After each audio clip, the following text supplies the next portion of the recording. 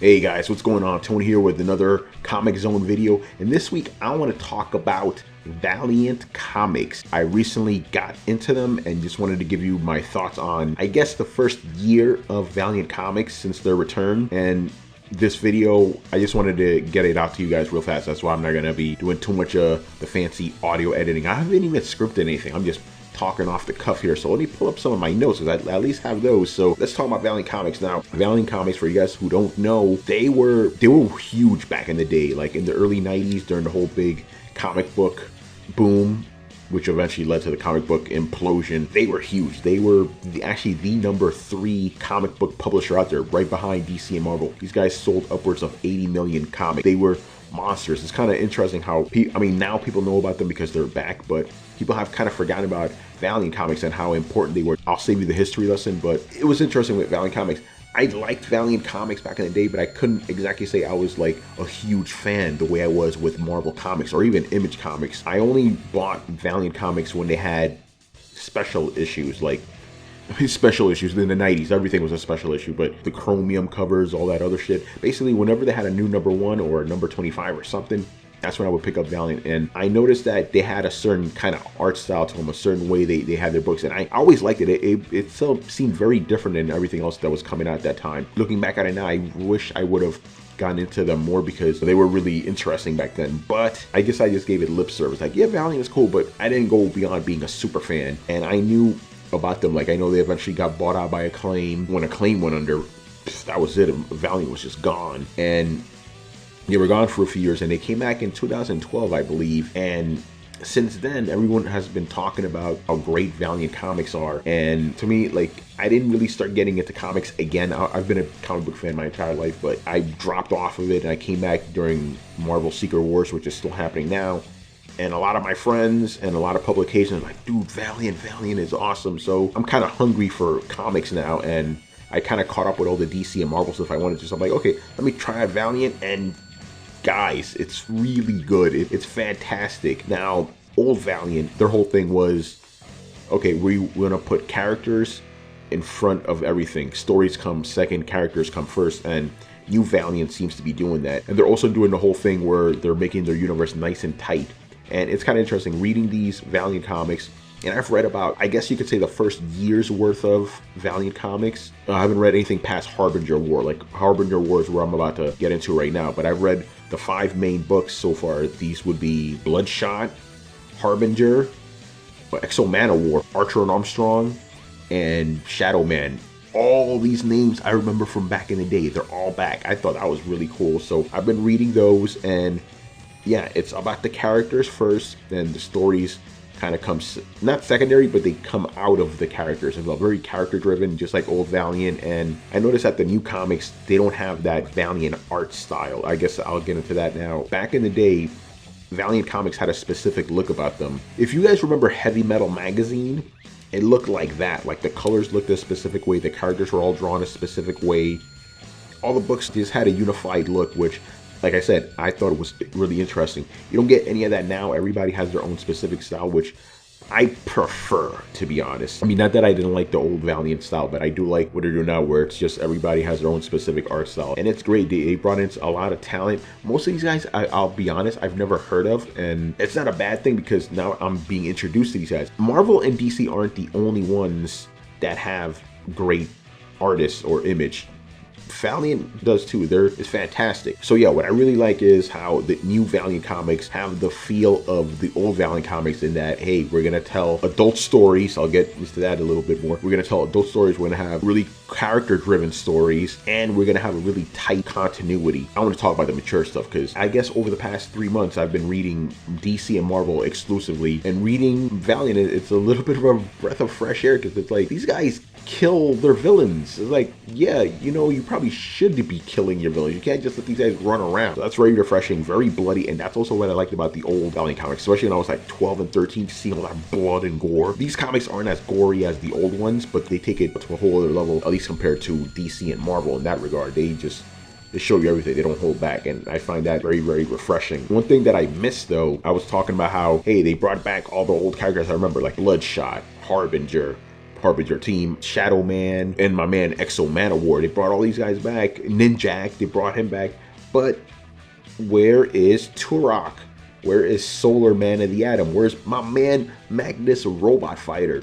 These three characters were not original creations of Valiant Comics. They were actually Gold Key comics from back in the day, back in the 60s. No one even really heard of these guys. The original Valiant Comics, they had these characters, and they were actually pretty central to the story, especially Solar. He was like, he was the one that actually created the Valiant universe. So after the whole thing with Acclaim went under, those characters reverted back to Gold Key.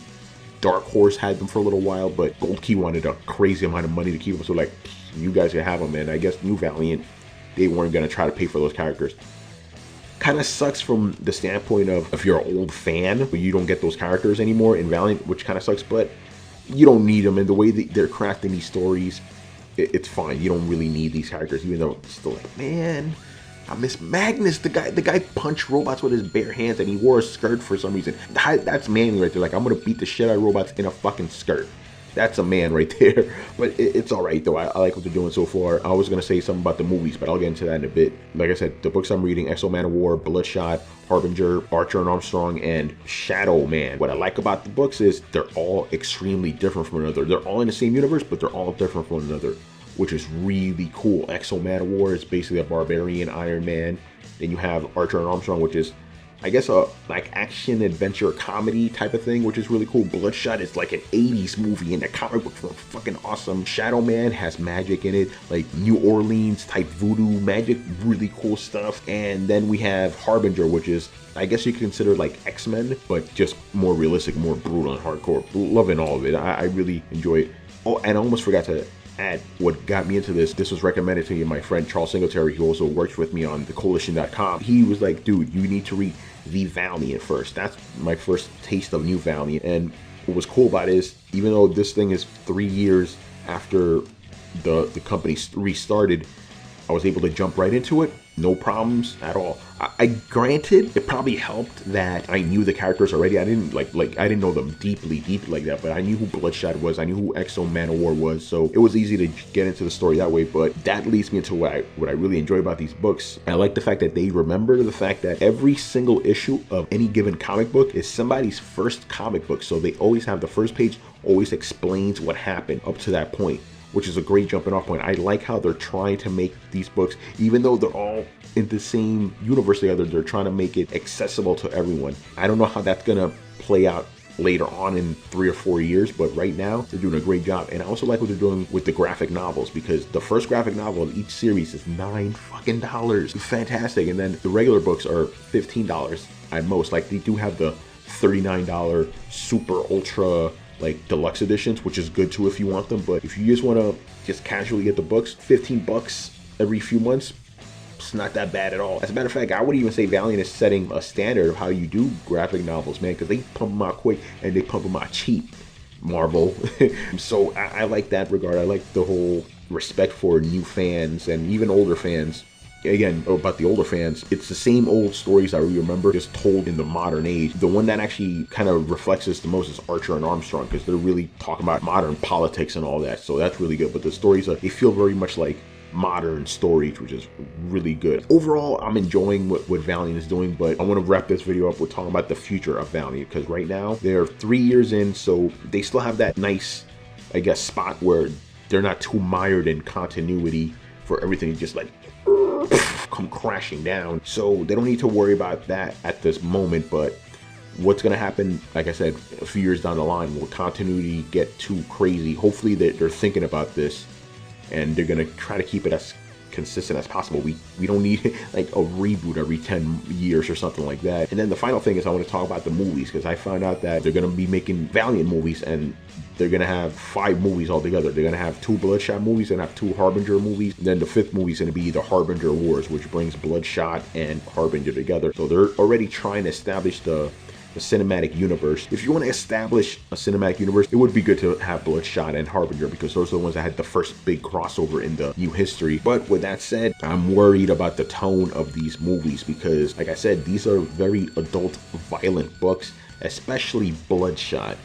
PG-13 Bloodshot no, it wouldn't work. PG-13, Harbinger wouldn't work either. So I'm hoping that in the same way that Valiant is trying to do something different in the comic book field, they try to do something different with the movies and make R-rated gritty movies. I don't know if they'll do that because it's Sony handling them. They may want to be like, hey, we want to make that Spider-Man money, and yeah, we'll see. But hopefully a Deadpool movie does well enough where an R-rated superhero movie will be accepted by the general public, because we can't have these characters watered down in any way. No, you can't do that. But yeah, I wanted to give just my quick impressions of Valiant Comics overall. Please pick up Valiant Comics. They're fantastic. You can start anywhere, dude. Like, seriously, go pick up X-O Manowar, go pick up Bloodshot, any of that stuff. Start from issue number 1 and go forward. Hell, you could even like do what I did. You could jump into The Valiant, just jump right in there and stuff. The company is doing a great job. It's funny, I've only been reading them for a few days now, but I'm like, yeah, these guys may be one of my favorite publishers right now. This is really kick-ass stuff. And I'm hoping that they continue this kick-assery because it's fantastic. So that's it. Once again, I was Tony Polanco. Please subscribe to my channel. I'll try to have, like I said, at least 2 videos for you every single week. This is why this video is just a little bit off the cuff and stuff, but I just wanted to get you guys some videos and get you in some really cool comics. So subscribe, like, all of that stuff that YouTube requires. All right, guys, so I'll see you all next time. Later.